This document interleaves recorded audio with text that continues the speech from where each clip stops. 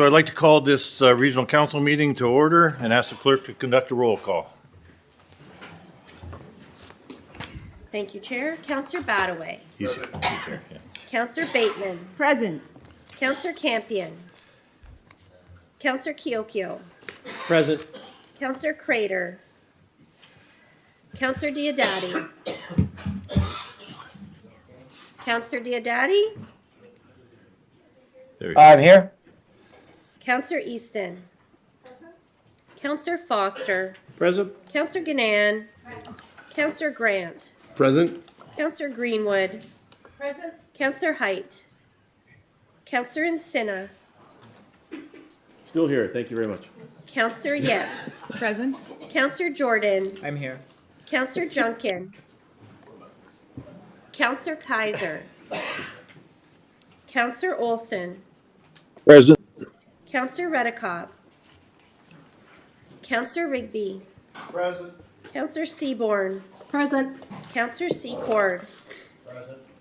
Councillor Cisco. Councillor Sorrento.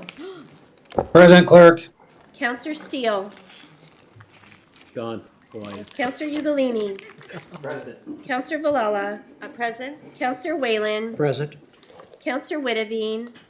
Present. Thank you. Councillor Zalepa. I'm here. Thank you. We have regrets from Councillor Morocco, Chair. Thank you. So I have Councillor Kaiser for the Indigenous statement. Is the sheet over there? Councillor Bateman, is the sheet there for the Indigenous? No. Oh, it's not. Put it up on the screen. Okay. Councillor Bateman, if you don't mind, would you? Thank you.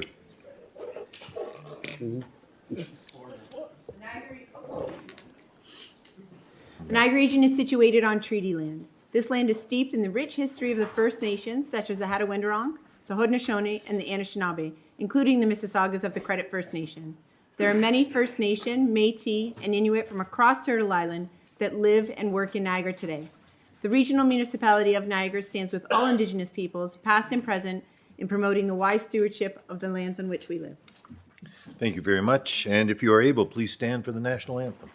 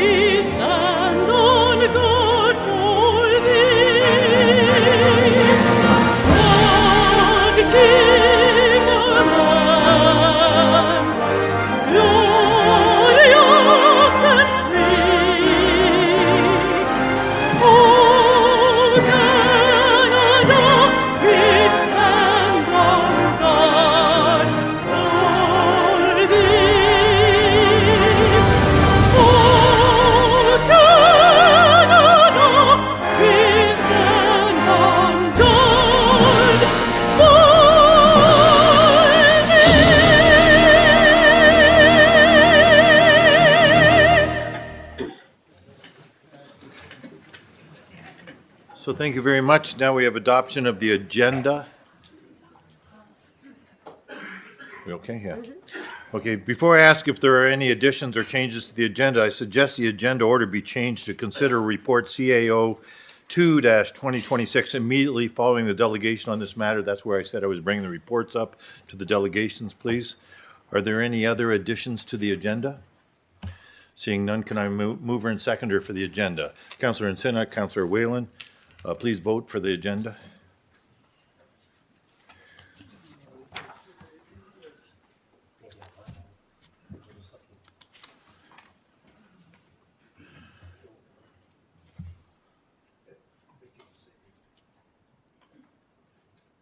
And that's carried. Are there any disclosures of pecuniary interest? I see none. Thank you. Chair's report. Okay. So thank you, council, and everyone in the gallery. There is still people in the gallery. Okay. Thank you, everyone, and everyone in the gallery for joining us tonight. It has been a very busy 2 months since my appointment as chair, and my team has been hard at work to see how we can better support Niagara. As stewards for our communities, I want to take a moment to outline a step to assist with any information councilors need. This was asked of me of staff. If you wish to have a report pulled and you have questions, it would be very helpful to text or email the clerk in advance so all staff who are on overtime can be home with their families. That's not a must. I'm just asking, if you know you're going to pull a report in advance, if you could let Anne Marie know. Otherwise, I don't like to have so many people here on overtime, if that works for you. But you still have the right to pull a report. You have the right to do anything you wish. And that just out of courtesy, that would be nice. And then if they've gone home and you have a further question, go for it. We'll get an answer for you. So that one, since our last council, I have attended on February 2nd, Black History Month flag raising, City of St. Catharines, hosted by Mayor Cisco. February 3rd, a tour of EMS facility in Niagara-on-the-Lake. February 6th, I met with Hoverlink, the company seeking to run hovercrafts between Niagara and Toronto. February 11th, I toured the University of Niagara Falls. February 12th, a tour through Niagara Children's Center. February 18th, a site visit of Lynn Haven Home with a CAO trip. February 23rd, a tour of Brock University to see expanding programs available to students. February 25th, I attended the South Niagara Hospital beam signing with Mayor Diodati, Mayor Campion, and Niagara West MPP Sam Oosterhoff. I don't think I'm missing anybody that was there. And on February 20th, my staff had additionally visited the Kristen French Advocacy Center, Jillian's Place, and YWCA Niagara with Minister of Children, Community and Social Services Michael Parsa and MPP Sam Oosterhoff. Additionally, I have attended Fort Erie Council on February 23rd and Niagara Lake Council on February 24th. Tomorrow we will be attending, I will be attending the State of the Region address, my first since becoming chair. I anticipate discussing the direction Niagara is headed, barring what the motion was. The Greater Niagara Chamber of Commerce has been working very hard to put together this event, and I appreciate all the effort they have done to host a sold-out event. I look forward to seeing you all there. Finally, I would like to extend my appreciation to all councilors. I am grateful for all your feedback and hard work. Let's get started with the meeting.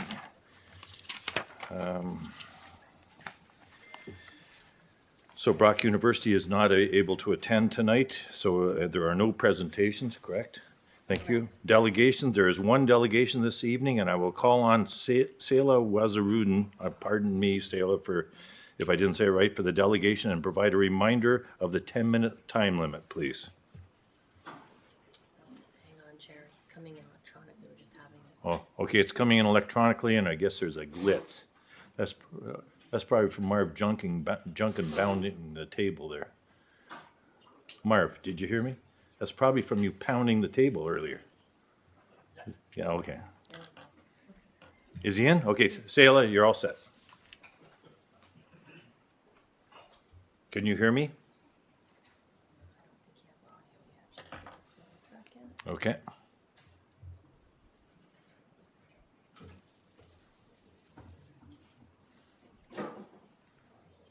Selah, can you hear me?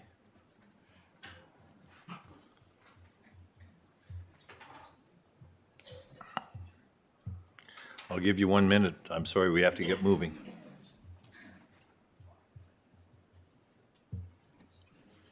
Selah, we're waiting for you. No audio yet.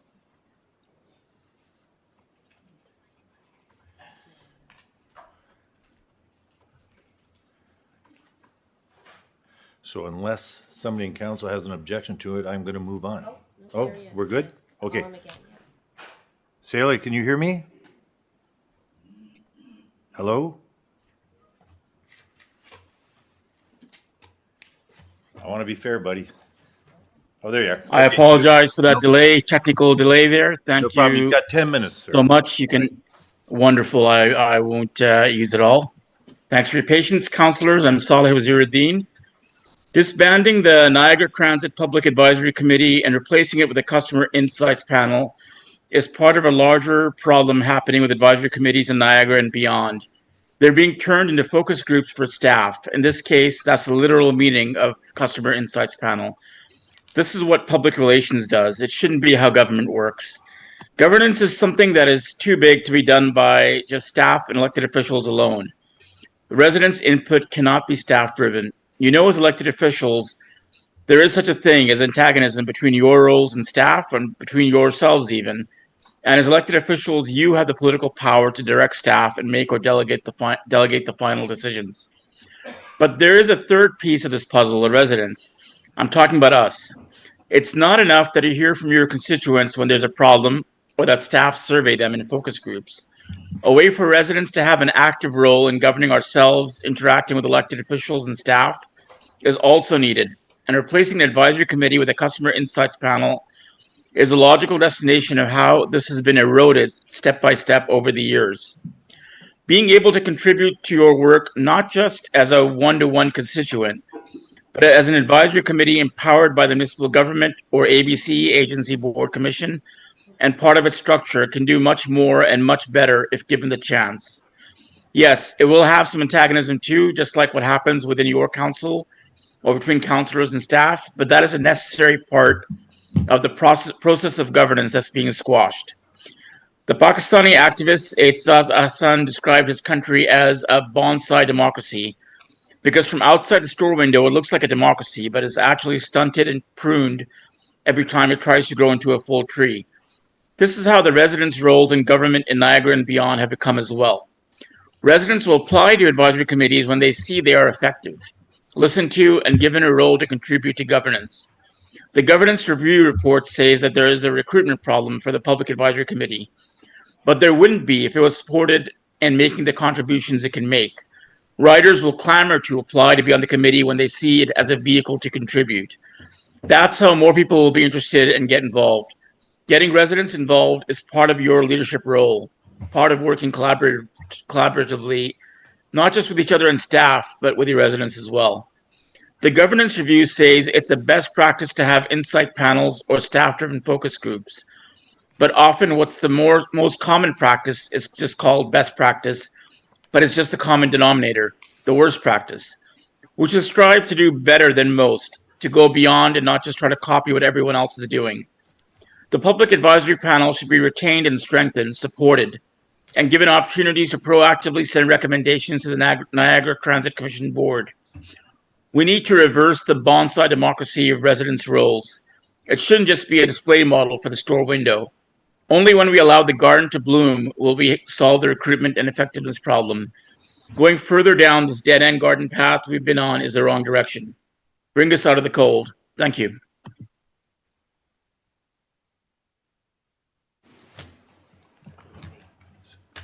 Is that all, Selah? We're good? Yes, thank you. I'm done. Thank you. Is there any questions of the delegate? I see none. Thank you very much, Selah. So now we'll consider report CAO 2-2026, agenda item 13.1, the Niagara Transit Commission Governance Review. Councillor Cisco and Councillor Redicott for a second. Thank you. Any questions on that? I see none. Oh, Councillor Easton, I'm sorry. I'm too quick. Thank you, Mr. Chairman, and in light of the previous speaker, could we have, and for the benefit of those in the gallery, would staff please just provide some pros, I suppose, some of the beliefs around the creation of the Insights panel as opposed to the previous arrangement with the Public Advisory Committee. Okay, if you don't mind, I'd like Councillor Cisco, he's got his hand up to answer that as chair of the Niagara Transit. Thank you, Chair. And that was actually, you can take me off the list because that was what I was hoping to speak to, is just some of the We're good, positives. thank you. We have had the Public Advisory Committee for some time. It's set up like many other committees. There's an agenda. People bring items forward. Sorry, staff brings items forward for the Public Advisory Committee. In looking at what the industry standards are moving towards, insight panels allow the ability to speak to a much broader range of individuals. Staff have explained to me, and I've had conversations with folks at other transit commissions, this actually winds up getting a much better view of what riders are saying. It's able to engage significantly more people than just the individual members of the of the Public Advisory Committee. And so it's taking what the goals were of the PAC and expanding it to a much larger group to gather that insight. And it came out of the governance review that we were mandated to do through the original establishing bylaw. And the benefit is, these engagements, when staff engage with the public, with the insights panel, that information can be brought directly back to the board, to the commission, to be able to make decisions based on what the feedback is giving us. It allows any resident that wants to be a part of it to be a part of it. The reality is, at this stage, moving to this, like any resident who wants to delegate directly to the commission would be able to do that because of the changes that we're making. This really is the best way for riders to influence the transit system. We have struggled with membership with the Public Advisory Committee. This operates on as frequent or more frequent a basis as the Public Advisory Committee meetings were being held, and it allows a lot more feedback. So from the Transit Commission's perspective, this allows us to much more closely engage with the folks who are using the system and understand where the challenges are. And I know this council has been very honest about where they see the challenges are. This makes it easier for residents to bring those concerns directly to the Transit Commission. And Mr. Chairman, if I could just because I want the word said, it certainly doesn't exclude the delegate or any other members of the committee. No, the expectation would be that anybody who has any concern for public transit in Niagara would be engaging with the Insights panel. It makes it a slightly less formal process where you need to be appointed by a council to be able to go and have your say. It makes it so that everybody can be a part of it if they care about an issue or the issues related to transit that exist in the community. Thank you. I'm satisfied. Thank you, Mr. Chairman. Thank you. Your meetings are once a month on a certain day, do you know? It's the third Tuesday of the month. Generally, I believe we meet generally about 8 times a year, Okay. but it is almost every month. Thank you very much. Any other questions on that report? All those in favor? Oh, I'm sorry. Sorry, Councillor Bateman. That's okay, Chair. So through you, Chair, my questions, I wasn't really sure where to put them. So I know that you've added the CAO's report immediately following this, but It's on the floor. oh, your CAO, okay, perfect. So I'll ask my questions. So first, I don't envy staff having to figure this out, but I do have questions about how we're moving forward. And because we're really just getting started, I think these decisions are very important to transit progress and to residents across Niagara, because I would really like to see transit grow.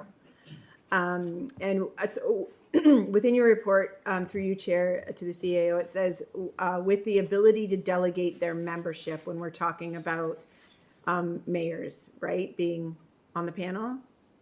So is that at the discretion of the council or mayor? Because that wasn't clear to me. Who wants that one? Through the chair, that's through the mayor. It would be at the mayor's discretion as to how they determine who the delegate is. Okay. So I'm of two minds through you, Chair, because I think that if this is part of the mayor's role, then it should be part of the mayor's role. But I do understand that parts of delegation, delegating roles is making council very inclusive, but I guess that I'm not comfortable with that because I don't, it's either part of the mayor's role or it isn't. So you could have a mayor who wants nothing to do with transit and delegates that, and therefore it's not as connected perhaps to their council. I would worry about that. So, and then within the report, you also state that it was recommended that mayors be appointed to this board. So who recommended that, and what evidence was there that this was the best option? Councillor Cisco, you'd like to respond? Yes, and I appreciate the question because this was something that we had the conversation about. Left Turn, Right Turn is the company that did the consulting report. They recommended it to us. There is a desire for the mayors to be directly connected to the transit service and be bringing the message back. And mayors, as the only representatives who sit on both levels of government, the mayors do that on a regular basis. And so when changes are being proposed, the mayor of all the folks on the local council has the best understanding of the interaction between the two levels and can bring the local perspective. With that said, we also recognize that some mayors have a lot on their plates, and perhaps being a part of the Transit Commission is not an area where they can fully commit. And in those situations, we would hope that the mayor would delegate to a member of council who can fully commit. But ultimately, we want mayors at the table because they, sitting at two levels, are able to best understand the issues that exist at this table, but also the concerns that are being raised from their local area municipality, from their residents. And so that is the reasoning behind that. I do think it's the right step forward. I don't think we would wind up with a transit commission that looks particularly different from the way it looks today. But that was the reasoning behind making that change. Thank you. I think that's and I knew it would be, but that's a very honest answer. But it's like, to me, it's either part of their role as mayors or it's not. So I'm wondering, as a member of council, if that is delegated to you, is there, like, that's more work for that counselor, and not. So what is who is paid for that role as part of their job? Councillor Cisco? Okay. Well, you've actually raised something that I've thought about from time to time. Okay. The Niagara Transit Commission, I believe, is one of the few areas where nobody receives any additional pay. So as the chair, I don't get anything extra, which is different from, chairing any of our standing committees or public housing. I accept that. I think Vice Chair Redekop accepts that. It is what it is. But at this stage, nobody receives any additional remuneration for being on the Transit Commission. If this council wants to make a change, I think that would actually be fair. And I don't say that from my own perspective. For the record, if council made that change for this term, I would waive my salary in that position because I accepted this, understanding the situation. But I do have a number of local councillors who put in a lot of extra time. I agree. And I don't think it's unreasonable because of the extra hours they put in for there to be some form of remuneration. With that said, I leave that to this council if they want to make that decision on another day. To bring that forward, I would encourage it. And again, from my perspective as the chair, I would not take a salary for the remainder of this term of council because I took the job knowing there was no salary in the first place. Yeah, through you, Chair. Thank you, Mayor Cisco. I think it's either part of the mayor's role and the expectation that it is part of their role. I do totally agree. I think that it is absolutely extra work. I think chairing these committees is a lot of extra work. So people who put their name forward for chair, we should really appreciate the amount of extra work and planning that goes into that. So that's my 2 cents on that. But through you, Chair, I have had residents ask me about adjustments to routes and where they're picked up and dropped off, and specifically, I'm a St. Catharines resident, and specifically at the Penn Center. It's really difficult to support them in getting these changes or finding another solution. I was just talking to a staff member at Niagara Transit, and I'm wondering what is the best course of action to have people heard? Because we're dealing, and specifically at the Penn Center, we're dealing with changes, needed changes, obviously, because there are, there's, in parking lots, obviously, accidents are more prone. Buses going through those small spaces really difficult. But the option, I believe, and what this resident has expressed is that the person has to move through the parking lot, which is dangerous for that person. And sometimes people have extra needs. So I'm just wondering, I don't need that solution tonight, but is there a way that we can connect residents with staff directly to answer these questions that are much more, it's not, they're a little more meat and potatoes. So we have Jordan Hambleton here, or Councillor Cisco, do you want to roll with it? And I appreciate the question, and this is something that's come up, and I will strongly encourage any counselors who are having issues identify whoever your local rep is. In St. Catharines, there are a few extras, but I'm always happy to take those in St. Catharines. But identify who the local rep is, whether it's the mayor or it's a councillor, and pass the resident to them, and they can connect them appropriately. Generally, it would be Ed Zara, who is one of our deputy general managers at Transit. But it may need to be directed elsewhere. I will just speak specifically to your concern and the one you're raising now. These are items that we continually have brought forward to us, concerns about drop-off and pickup points. In many of these situations, and the Penn Center is unique because there's a great deal of infrastructure that is already built in at the Penn Center. And so making modifications to that particular hub in St. Catharines would be difficult and also very expensive. But more broadly, when there are concerns raised, they're brought to the attention of our staff, and then the staff have to weigh the individual concerns that come forward versus how potential changes could affect the entirety of the system. From time to time, in my time as a transit commissioner, there have been requests that a certain route that runs through my neighborhood be altered and stay on Martindale as opposed to cutting into the neighborhood. Transit staff get that request from a small group of people, but look at the ridership numbers and recognize that a huge amount of ridership comes from that jog through to a more populated area. Mm-hmm. And so they've always had to say to those residents, unfortunately, we can't accommodate that because that change to the schedule, while it would be convenient for you, would inconvenience a massive number of our ridership. That is always the balance that staff are playing. And so I would encourage any counselor, if they have a concern from resident, reach out to whoever their local rep is, and they will connect them appropriately to our staff.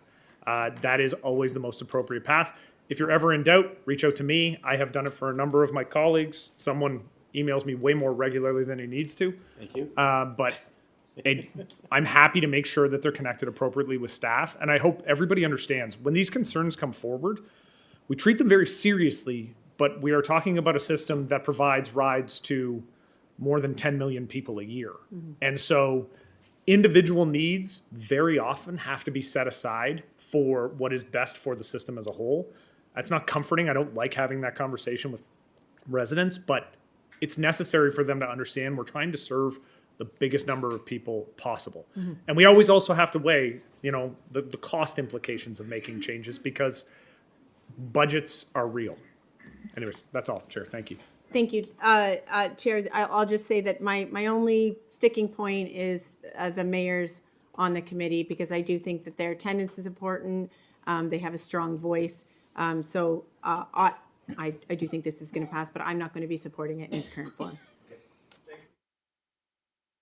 Cisco, you're up. Do you want to say something? Just very briefly, Chair, I just wanted to provide comment. I do hope that this passes, and I fully respect Councillor Bateman and her comments, because to be blunt, I would hope that the mayor would take that interest. This allows us the flexibility to make sure that the commission system can continue to operate the way it needs to operate. And so while I completely understand and would strongly encourage my mayoral colleagues to please be a part if you have the opportunity, I also understand fully that some flexibility needs to be built into the system. So I would hope that we can pass this and allow transit to move forward. Thank you. Thank you. So we have the motion on the floor. Electronic vote, please.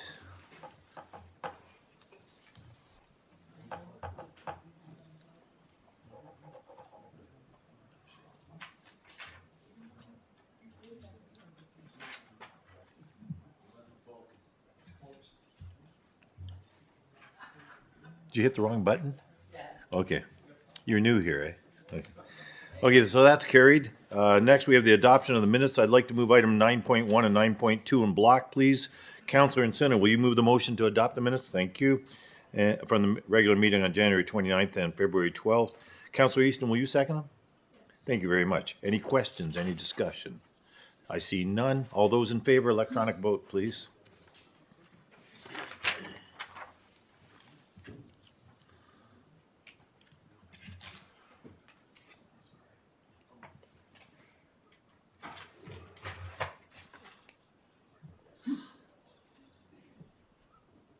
And that's carried. So there are no items for consideration. No items of correspondence, I'm sorry. For items for consideration, we have 11.1 CLC 13/2026, the Integrity Commissioner Report. Is there a mover and seconder for the report from the Integrity Commissioner, please? Councillor Greenwood, Councillor Foster, any comments on this? Point of personal privilege, Chair. I Yes. didn't declare, obviously, I won't be voting on this, but I didn't declare it at the meeting, but I will be speaking to it. We're good, thank you. There are no speakers to this one? Oh, I'm sorry? Oh, okay. Vote electronically, please. No, Chair, I'm having a hard time putting my hand up. Okay, so through you to staff or whomever, what are we deciding on in this report? As far as the penalty goes, is it A or B? Is it the reprimand or is it the 90-day suspension without pay? No, Councillor Sorrento, on the board, it says Regional Council reprimand Councillor Bateman. Can you hear me? Okay, can I make an amendment? You're welcome to. You have to have a seconder. What's your amendment, please? Okay, the amendment is that we go with option B, and I'll leave it up to council to decide. And I believe, Please specify what option B is, Councillor Sorrento. okay, I don't well, see I'm gonna have option to B. go to, just bear with me, Chair, I'm just gonna go to the report right now. B is suspension of remuneration paid to the member in respect of their service as a member for a period of up to 90 days. Okay, and do you have a seconder for that, Councillor Sorrento? I believe it's Councillor Greenwood. I'll stand corrected. Is it Councillor Greenwood? That's my understanding. Councillor Greenwood? Yes, it is. Okay. Okay, thanks. Amendment. I'll just leave it up to council Thank you very much. We have an amendment on the floor. in 90 days. Do you wish to speak to this now, Councillor Sorrento? Or are you done? No, I think that the report has spoken for itself. You know, Chair, I just can't believe it, quite honestly. An assassin's bullet murdered a father, a human being, and has left a wife with children with no father. I'm just going to leave it at that, Chair. I don't want to talk. I have to leave it at that. And whatever council decides to do, they will decide to do. A reprimand is a slap on the wrist, in my humble opinion, and to me does nothing. So I'll just leave it at that. And recorded vote, please. Okay, thank you, Councillor Thank you. Sorrento. Is there any other speakers to this amendment? There are none, so we will vote. Oh, yes.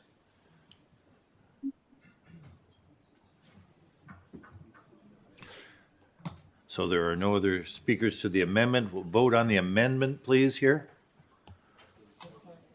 Was recorded vote, right, Chair? Yep, you got it. Sorry, Sal.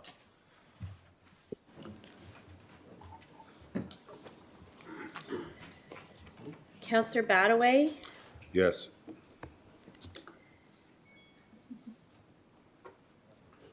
Councillor Bateman is precluded from voting. Councillor Campion, Yes. Councillor Kiokio, Yes. Councillor Crater, Yes. Councillor Diodati, In favor? Councillor Easton, Councillor Foster, No. Councillor Ganan, Councillor Grant, Yes. Councillor Greenwood. Yes. Councillor Height. No. Councillor Encina, No. Councillor Yip, Opposed? Councillor Jordan, Opposed. Councillor Junkin, Yes. Councillor Kaiser, Opposed? Councillor Olson, Yes. Councillor Redicott, No. Councillor Rigby, Opposed. Councillor Seaborn, No. Councillor Secord, Yes. Councillor Cisco, Opposed.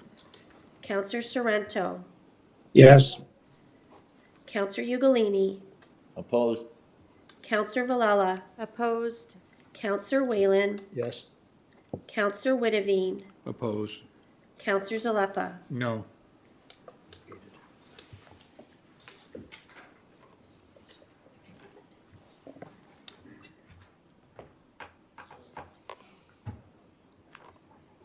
The amendment is defeated, Chair. Okay. So we'll vote on the original motion. There are no more speakers for the original motion. Okay, electronic vote, please, on that.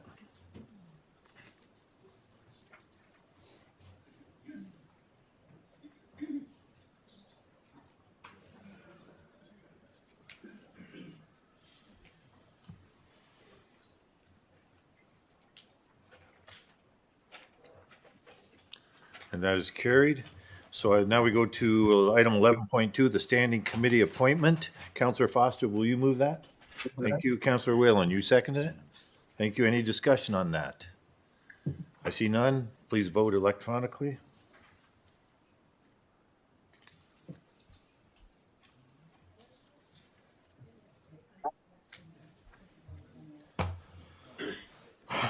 Excuse me.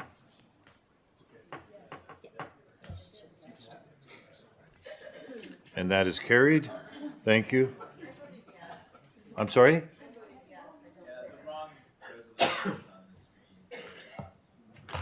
Did you break it? Did you vote yes?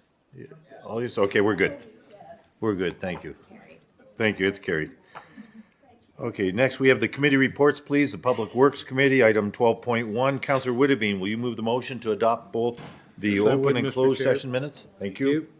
If members wish to discuss the confidential items, then only the open session minutes will be approved. Councillor Encina, will you second the motion? Does anybody wish to separate the confidential? You do? No, okay. So any discussion on these minutes? Councillor Encina? Thank you, Chair. At committee, I'm referring to PW 5 2026, the waste strategy. At that time, it was talked about that the strategy didn't really refer to incineration or at form. So I'm wondering, I thought something was going to be brought forward to actually put that into the strategy. I didn't see that. I'm just wondering if it's going to come up. Commissioner?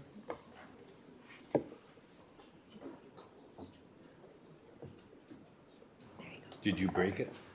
I don't believe I broke it. Through the chair, thank you for the question. My understanding is that there is potentially a motion coming forward at the next Public Works Committee on the Energy from Waste program. Well, so, I'm sorry, through you, Chair, then will that be inserted into the strategy or is that going to be on its own? Because what I'm looking at, if we're putting the strategy through right now and not having that, then we're going to miss the boat. So through the chair, it isn't currently in the strategy. The timing for it is 2027. However, as I understand, there's a motion that's going to be tabled at Public Works Committee that speaks to specifically redirecting energy from waste to the province. Chair, I'll wait and see that one. Thank you. Thank you. Councillor Foster? Yes, thank you. And to go along with what the Public Works Commissioner has said, I'm announcing tonight in motions that we're going to have that coming to the Public Works Committee. So we've been trying to figure out how to get motions to committees because we don't have announcements of motions within our committee work. So anyway, the best way we thought of doing it was I'm going to go and mention that we're going to be bringing that at the Public Works Committee. So so stand by, it's coming. Thank you.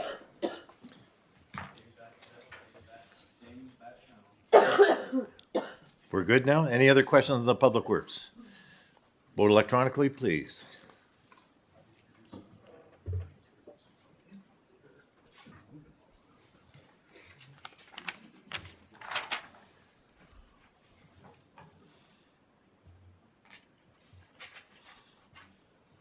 And that's carried. Next is Public Health, 12.2. Councillor Encina, will you move the motion?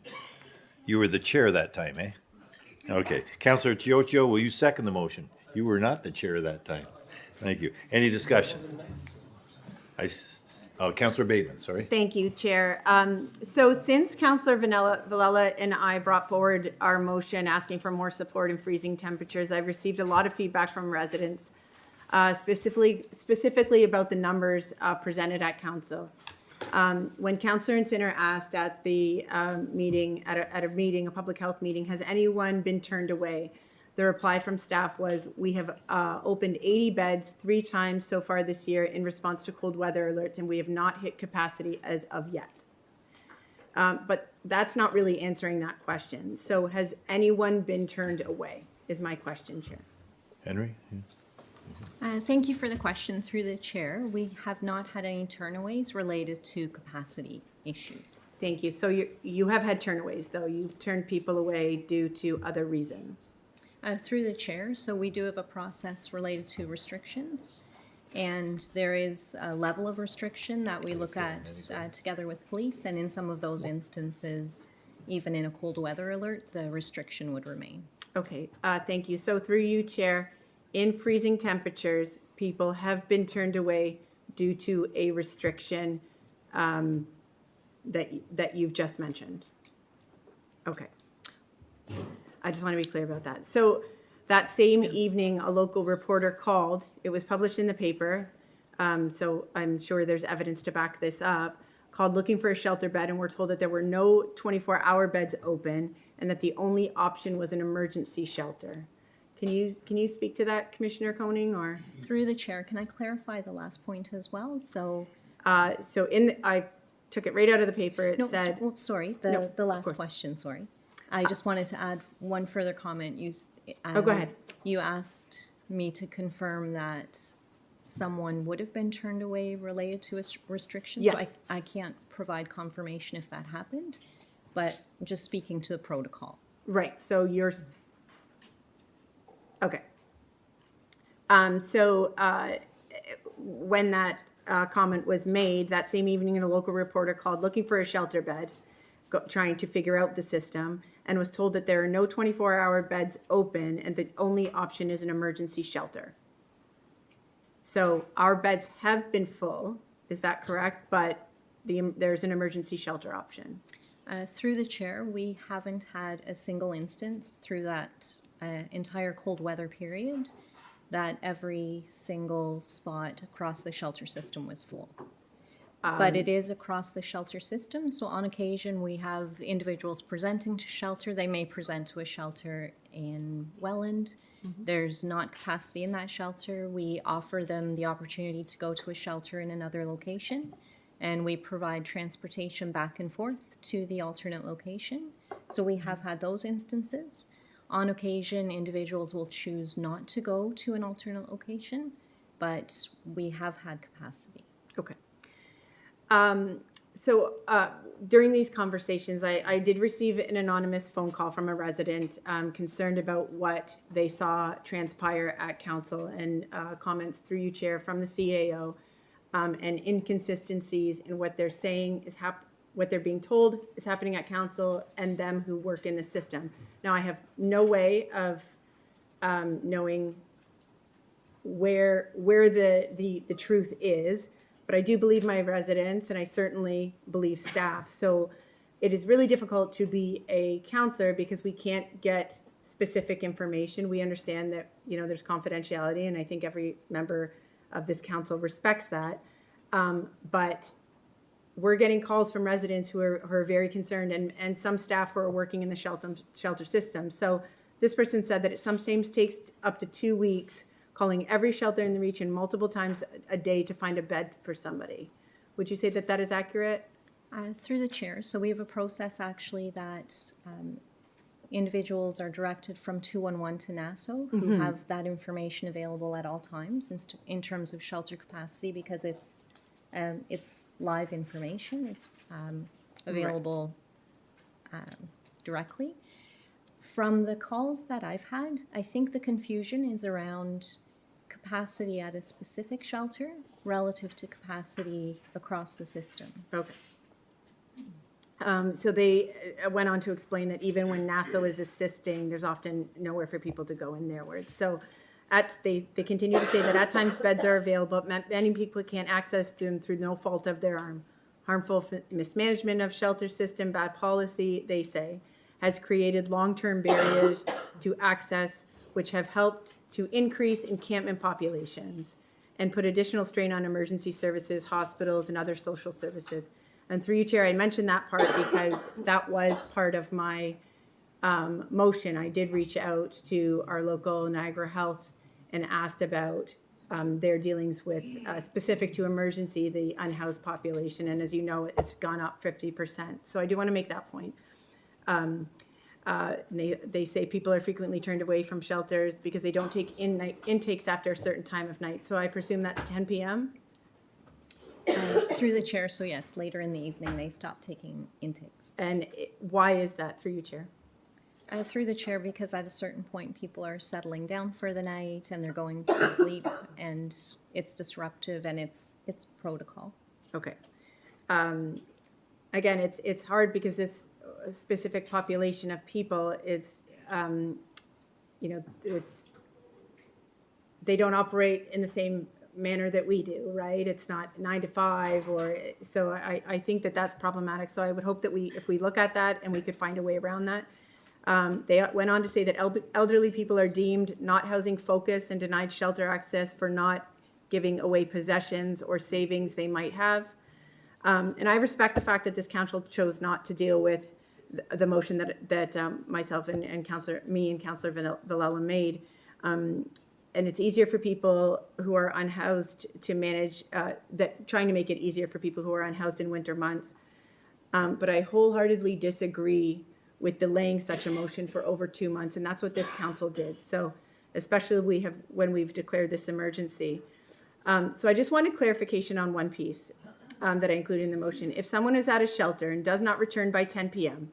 and they are in shelter, they have voluntarily come to shelter, are we legally obligated to file a missing persons report in accordance with legislation that is currently in place? And there was an amendment to that legislation, which Bill 74. Can you speak to that, Chair?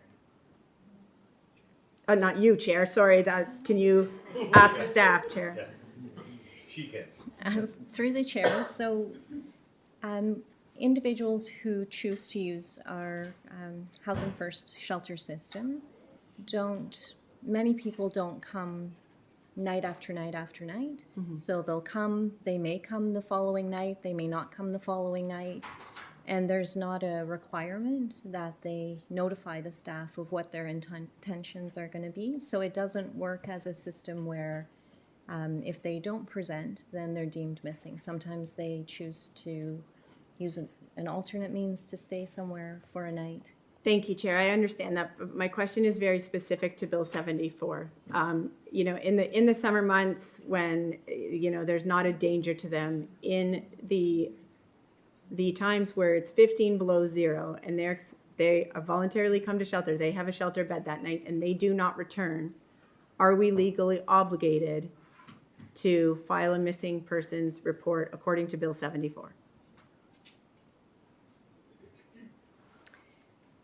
Through the chair, currently if the staff were concerned that someone was to be arriving somewhere and hadn't, so say for example maybe someone was being discharged from hospital and hadn't arrived as intended, then we do go through a process of working together with notifying that there is somebody who's missing. So we have a process for that if we do deem that someone is missing. Thank you. Through you, Chair, I don't mean to keep making this point, but there is legislation in place. And I am very concerned that in winter months especially, that given this population that we're dealing with, given the fact that they do not have the resources, given the fact that they are also very resourceful people at times, that we... Bateman, I'm sorry, you have 30 seconds or so. Well, to be fair, Chair, I did ask the question twice and it wasn't answered. Are we... Pardon me? I'll give you an extra minute, Councillor. Well, my question is, legislation is in place for congregate settings that includes shelters. And are we following that legislation? When somebody doesn't come in, are we following the legislation that is currently in place regarding missing persons. And I can appreciate that this is an imperfect system. I'm specifically talking about the winter months, but truthfully, the legislation doesn't say that. So Commissioner, if you don't have an answer for that right now, and you want to get back to Councillor Bateman, go for it. Can legal, can we get legal to answer? Sure, certainly, if legal Chair? has an answer to it. I wouldn't think that she does right now, but. Yeah, follow up? Yeah, Chair, through you, it might be something that we can take offline, Councillor Bateman, if you want to have a conversation. I have to say, I'm not aware of the specific regulation that you're referring to that's in place now. I'm aware of an amendment to the Missing Persons Act. I don't believe that has received royal assent as yet. And I don't know that it would apply in the given circumstances in the way that you're suggesting. So it might be something that's better to take away and have a conversation. And we can, of course, include the commissioner as well with her subject matter expertise. Thank you. Through Thank you, you. Chair, I'd rather have it presented at Public Health. Certainly. It was part of my motion. All the Certainly. information is in there, and I We will- do believe that it received we will royal do assent that. because I did look that up. Okay. So legal is, Ms. Gibbs, is it okay for public health for an answer to there? Thank you very much. Thank Okay, you, Council- Chair. I know I'm out of time. I do have questions about Lynn Haven. I'm sorry, I'm not going to allow it. We have to move on. Thank you. Councillor Villela, you are welcome to email the commissioner for your questions, Councillor Bateman. Councillor Villela. Thank you, through Mr. Chair. Thank you, Haley, for covering most of it. I'll make this very quick. I am very disappointed that we didn't address this further, that we allowed it to just go on, and now spring is coming, and once again, it just is a standing order here. I have a question, then just a statement. Commissioner, could you just clarify the 211 process for me? So can anyone call 211? Does it have to be just within our shelter system? How does that work? Through the chair, thank you for the question. So anyone can call 211, and anyone who calls 211 and requests information about shelters or shelter capacity or during a cold weather alert, access to the system will be directed to someone working with NASO who can help them to identify where there's a space available. So directed how? Do they transfer them through? Do they say, here's a phone number, call these people? How does that work? They direct them specifically to the phone number to call. So we've got people on a 211 line taking all these calls to just give a phone number to NASO. I just want to get that clear. That's what's happening, right? I mean, it happened to me when I did it at the shelter on Saturday night for something because we were overcapacitated in our private, whatever you want to call it, our volunteer shelter. And we always call 211. That's number one. I say the taxpayers are paying for these shelters for the cold. I voted for that. I want that. So that's the first call you're going to make. We don't just take people in, call and see if there's any beds. And I only work Saturday, I only volunteer on Saturday nights, so I can't speak for the other 6 nights of the week. But not once since I've been there in 2 months has there been a bed available for anybody. I'm sorry, I'm just telling it to you. I'm there, I hear the phone call. So I don't know where the disconnect is coming. But I think we need to see those numbers. I think we need to fully understand them because I'm really uncomfortable with that. Because I'm there, I'm on the ground, and I know that's not normal, and I'm not normal, I get that, but it really matters to me. And also the work that we did and the money that we've spent to be able to open these beds matters to me. I respect the taxpayers in that respect. And so we're not there to look good. We're there to take an overflow. And I can tell you, in Welland, we range between 15 to 21 people almost every night. So it's scary out there. And for anyone who's out there that has not volunteered or gone, you can't to our regional shelters. I wish we could. I really do wish we could. It's not as scary within the shelter system as it's made out to be. They're wonderful people. They've got a lot to offer. They critique my food. I like that.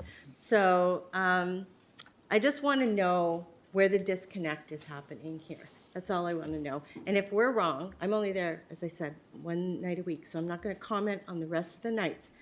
I have not had much success on my own. So I hope, I've asked them to keep track of numbers also so that I can properly report to you and to council. But yeah, if there's a way of us knowing, I don't know. I'm not asking for names and ages and, you know, gender. I'm not asking for any of that. I'm asking for numbers, just for data. That's it. And just for clarification through the chair, is it specifically the capacity at the Ontario Street No. shelter? No. No. We call 211 for any available shelter bed. Is that not correct? Like, that's the question. And I got to say, on one of my nights, yeah, they directed me to Nassau. And I just thought, well, what is the purpose of 211? I'm trying to figure out, why are we paying these folks? Why don't you just give me a number to Nassau, and I'll call Nassau? I don't understand that. I'm trying to understand what the purpose of 211 is, and I'm having a hard time grasping it. Is there a benefit to having a centralized person on the other end? It's almost like, I think we have something with, the tow trucks. I think it's the same thing. You call a centralized number, and they just direct you back to the police. For me, I'm trying to figure this out. So that's how I see 211. And maybe I'm missing something, please enlighten me. But if I'm going to call a number that we're paying people to sit at, obviously, to answer the phone, and they're going to say to me, I'm not able to give you that information, but I will give you a number where you can. What is the purpose of that? Just give the shelters the numbers of Nassau. Actually, I have it. I have a whole list of numbers that I can call. So I'm just trying to understand, I'm trying to rationalize what the purpose of 211 is. Through the chair, so thank you for the question. 211 provides access to a whole host of information, so ensuring that people have the appropriate response to the appropriate question. It's a centralized location, so in terms of the staffing of 211, it's to address, as you know, a whole host of different questions.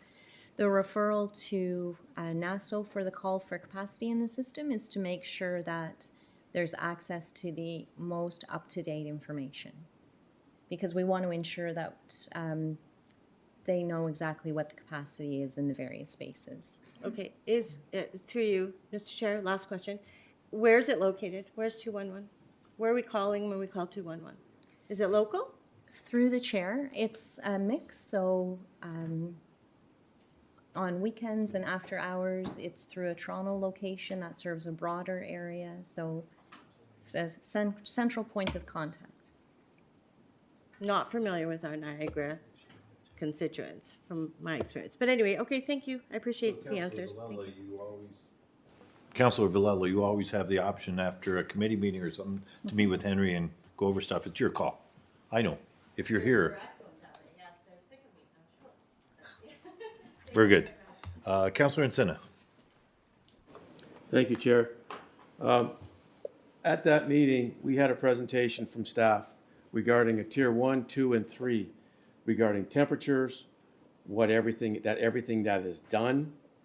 And I think at what point do we draw the line and say you can't, and I use the analogy, you can bring a horse to water, but you can't make them drink. Yes, we provided everything for people. If you walk away, well, that's your choice. Who are we to take away someone's choice? I really have a problem with that. Chair. I really have a problem with that, Chair. And if in fact someone goes through, and I believe it was brought up with regard through the police, if the police have to Point do a of missing personal privilege, person. Chair. Well, I think that what we're saying is that, That's not a point of personal privilege. I'm well, I've sorry. said 3 words. Thank so- you. Go ahead. Through you, Chair.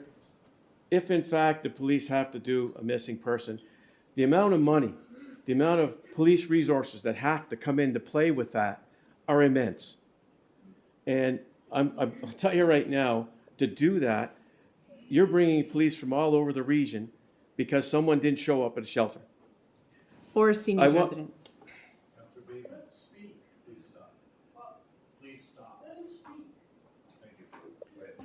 Through you, Chair. It's, Okay, order in this. Please. Thank you. Councillor Encina. thank you, Chair. I want to bring to attention, not long ago, this week, there was a situation where, again, someone was told they couldn't find a bed or a shelter space. With a little persistence, phone calls were made, and yes, the commissioner actually looked into it for me, and we found a spot, and there were spots available. That person is still there. So, At what point do we take responsibility for people's actions? And I'll leave it at that, Chair, because I have issues with that. Whatever position they may be or their stage in their life, how can we dictate what they're going to do or where they're going to stay or what they're going to have? I'll leave it at that. Thank you, Chair. Thank you very much. Any other speakers to this? I see none. Vote electronically, please.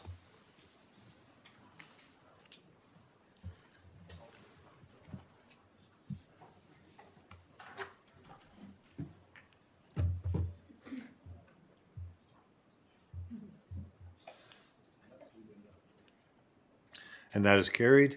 Next is Corporate Services Committee, to item 12.3. Councillor Foster, you move the motion. Thank you. Councillor Whalen seconding it. So moved, Chair. Thank you very much. Any discussion on that? I see none. I'll vote electronically, please.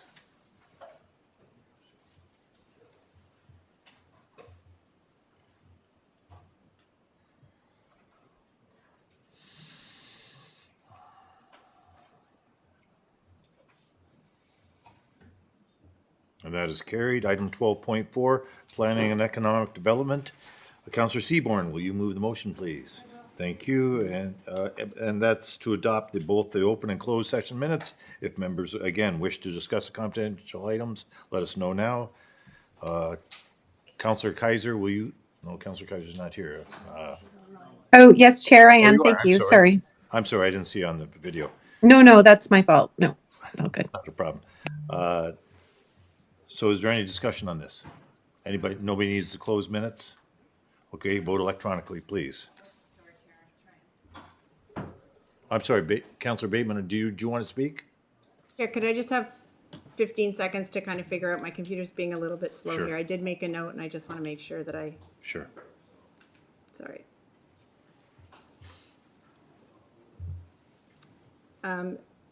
Sorry, just give me one more second, Chair. Thank you.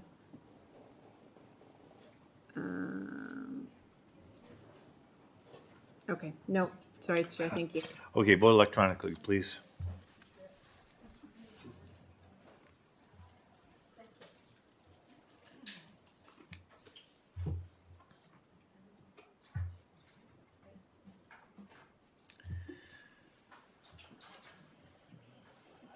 And that's carried. Item 12.5, Budget Review Committee of the Whole. I'll remind council that the recommendations in these minutes were adopted by council at its special meeting held on February 12th. Councillor Redekop, will you move it?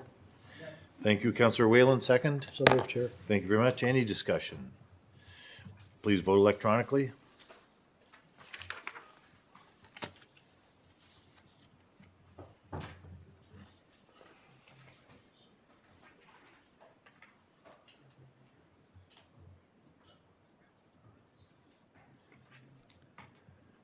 And that's carried. There are no motions. Are there any notices of motion? I see none. Yes. I'm sorry, do I see? Oh, Councillor Foster, I'm sorry. Are you slow on the button? I pressed the wrong button.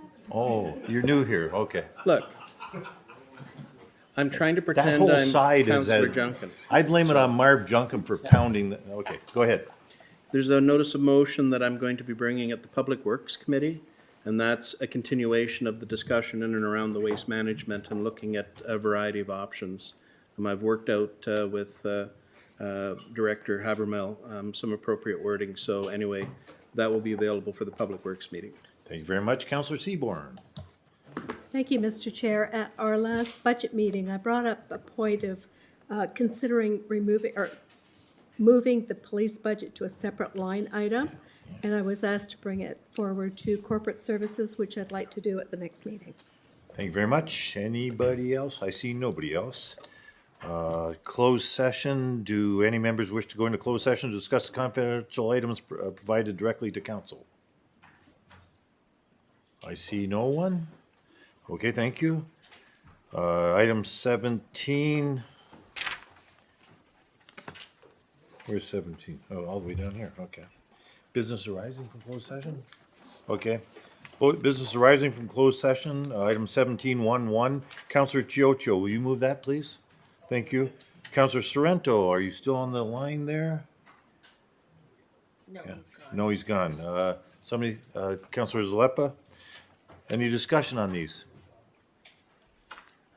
I see none. Please vote electronically.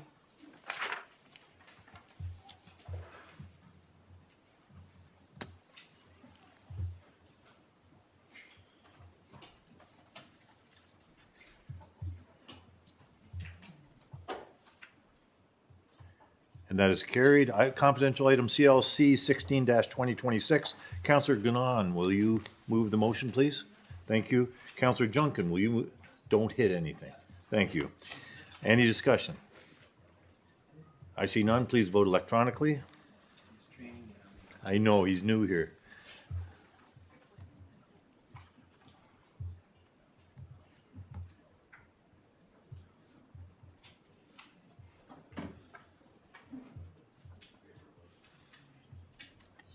That's carried. So we're going to move the bylaws in bulk, please, item 18.1 to 18.4. Counselor Ugolini, thank you very much. Counselor Jordan, will you second the motion? Counselor Jordan, will you second the motion? Yes, I will. Thank you very much. Any discussion on any of these? I see none. Please vote electronically.